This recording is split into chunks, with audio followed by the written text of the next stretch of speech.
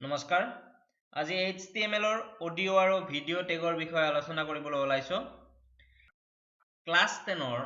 computer সায়েন্সৰ যিখন keyboard কিতাপ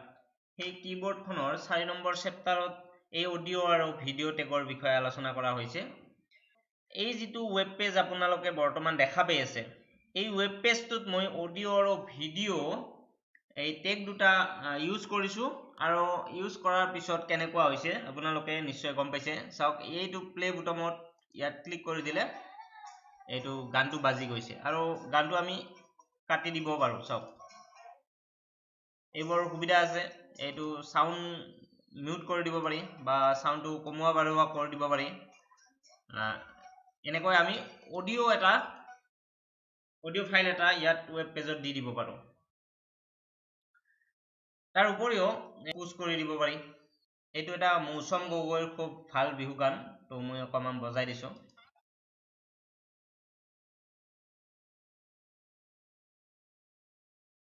নিশ্চয় আপোনালোকে গম পালে যে অডিও আৰু ভিডিও টেগ ওয়েব পেজত ইউজ কৰিব পাৰি এতিয়া কেনেকৈ ইউজ কৰিব পাৰি সেইটো দেখুৱাম এইটো চাওক মই ইয়াত HTML টেগ আৰম্ভ কৰি তাৰ পিছত হেড টাইটেল এইবোৰ নিলিখি মই বডি টেগ ইউজ কৰিছো আৰু বডিত বেকগ্ৰাউণ্ড দিছো মোৰ এটা পিকচাৰ দিছো সেইটো দিয়াৰ কাৰণে এইটো আপুনি এইখিনি ক্লোজ কৰি দিব পাৰে যদি বেছি লিখা থাকিলে বুজাৰ অসুবিধা হয় মই এইখিনি কাটি দিছো কাটি ইয়াত ৰিফ্ৰেছ কৰি মই ওয়েব পেজটো চাওক পেজটো এইখিনি মূল যিটো আমি হেডিং দিছো হেডিং এইটো মায়াবিনীৰ ৰাতিৰ বুকুত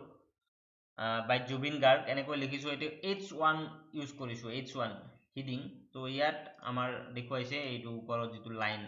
লিখা আছে তাৰ পিছত আমি এই অডিও যিটো আমি লাইন দিছো সেইটোৰ কাৰণে আমি গানটো তাত দেখা পাইছো বা তাত প্লে কৰিব পাৰিছো তো ইয়াৰ কাৰণে আমি অডিও টেগ ইউজ কৰিছো এইটো অডিও টেগ আৰু অডিও টেগটোৰ লগত এট্ৰিবিউট আপুনি কন্ট্ৰলছ এইখিনি এইটো এট্ৰিবিউট আৰু ভ্যালু এইটো দিব লাগিব এইটো নিদিলে নহব যদি এই যিটো কন্ট্ৰলছ যিটো এট্ৰিবিউট সেইটো যদি মই নাইকিয়া কৰি দিও তাৰ পিছত যদি আমি ওয়েব পেজটোত ৰিফ্ৰেছ কৰো তেতিয়া আমাৰ ইয়াৰ পৰা অডিও গানটো নাইকিয়া হৈ যায়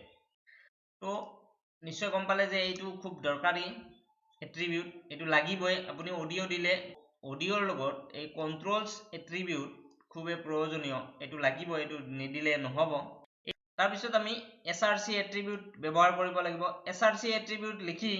ইজুকেল চিন দি ঊৰ্ধ্বকমাৰ ভিতৰত আমি ফাইলটোৰ লোকেশনটো ইয়াত বহুৱাব লাগিব আমাৰ এই অডিও ফাইলটো কোনটো ড্ৰাইভৰ কোনটো ফল্ডাৰৰ ভিতৰত আছে আমি ইয়াত লোকেশনটো বহুৱাব লাগিব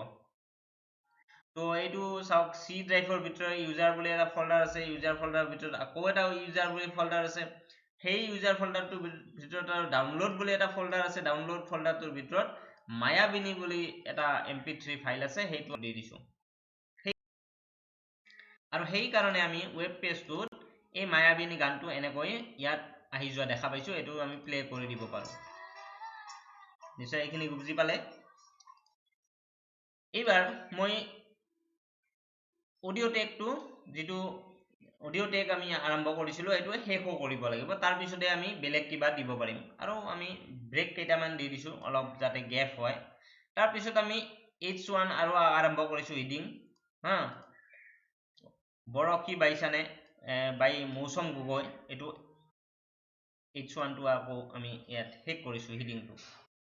এইখিনি আপুনি বুজি পালে তাৰ পিছতে মই ভিডিওটোৰ কাৰণে ভিডিও যিটো আমাৰ টেগ সেইটো আৰম্ভ কৰিছো আৰু এই ভিডিও টেগৰ লগতো আমাৰ কন্ট্ৰলছ যিটো এট্ৰিবিউট এটো খুবেই দৰকাৰী এটো নহলে নহব আপুনি অলপ আগতে দেখিছে আমি যদি ভিডিওটোৰ ক্ষেত্ৰতো এই কন্ট্ৰলছ এট্ৰিবিউটটো নাইকিয়া কৰি দিও তাৰ পিছত যদি ইয়াত আমি গৈ সেভ কৰো আৰু যদি আমি ওয়েব পেজত গৈ ৰিফ্ৰেছ কৰো তেতিয়া দেখা পাব এই কন্ট্ৰল এট্ৰিবিউটটো আমি নাইকিয়া কৰি দিয়াৰ লগে লগে আমি এতিয়া ভিডিওটো প্লে কৰিব নোৱাৰা হৈ গৈছো কিয় যে আমি ইয়াত এই যিটো এট্ৰিবিউট কন্ট্ৰলছ এট্ৰিবিউট আমি ব্যৱহাৰ কৰা নাছিলো নিশ্চয় গম পালে এতিয়া আমি এই ফাইলটো সেভ কৰিম এবাৰ কন্ট্ৰলছ দি দিছো এট্ৰিবিউট তাৰ পিছত আমি ফাইলটো সেভ কৰি আমি ৰিফ্ৰেশ কৰি দিলে এইবাৰ গম পাই গৈছে যে আমি এই যেটো সুবিধা আমি প্লে কৰা সুবিধা ফাইলটো কাটি দিয়া সুবিধা এই ফাইলটো কাটি দিব পাৰি অকমান তাৰ পিছত ফাইলটো ফুল স্ক্ৰিন কৰিব পাৰি সব ফুল স্ক্ৰিন কৰিছো এনেকৈ আপুনি বিভিন্ন ধৰণৰ আপুনি সুবিধাবিলাক পাই যাব আৰু এইটো সব src এট্ৰিবিউট আমি ব্যৱহাৰ কৰিছো ইয়াতো আমি src এট্ৰিবিউট লিখি ইজুকেল চিন ব্যৱহাৰ কৰি তাৰ পিছত ঊৰ্ধ্বকমাৰ ভিতৰত আমি এই লোকেশনটো বহুৱাই দিছো ভিডিওটো সি ড্ৰাইভৰ ভিতৰত আছে ইউজাৰ নামৰ ফোল্ডাৰ এটা আছে সেই ইউজাৰ নামৰ ফোল্ডাৰটোৰ ভিতৰত আকৌ ইউজাৰ বুলি এটা ফোল্ডাৰ আছে তাৰ পিছত ভিডিও বুলি এটা ফোল্ডাৰ আছে তাৰে ভিতৰত আৰু ভিডিও ফোল্ডাৰটোৰ ভিতৰত এই যেটো ভিডিও আছে এই ভিডিওটো আমি ইয়াত দি দিছো এইখিনিতে এইটো কথা ক'ব লাগিব যে ভিডিওটো OGV বা OGG ফৰমেটৰ হ'ব লাগিব আপোনাৰ কম্পিউটাৰত যে ফাইল বিলাক আছে সেইবিলাক ফাইল কিন্তু সাধাৰণতে OGV বা OGG ফৰমেটত নাথাকে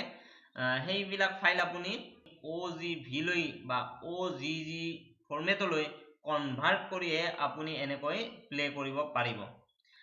নিশ্চয় বুজি পাইছে যে আমাৰ এই এক্সটেনশন কিমান গুৰুত্বপূৰ্ণ আপুনি সব ফাইল ইয়াত প্লে কৰিব নোৱাৰে নিশ্চয় আমাৰ এই ভিডিওটো চাই আপুনি ভাল পাইছে যদি ভাল পাইছে লাইক আৰু কমেন্ট কৰাৰ উপৰিও শ্বেয়াৰ কৰিবলৈ নাপাহৰিব ধন্যবাদ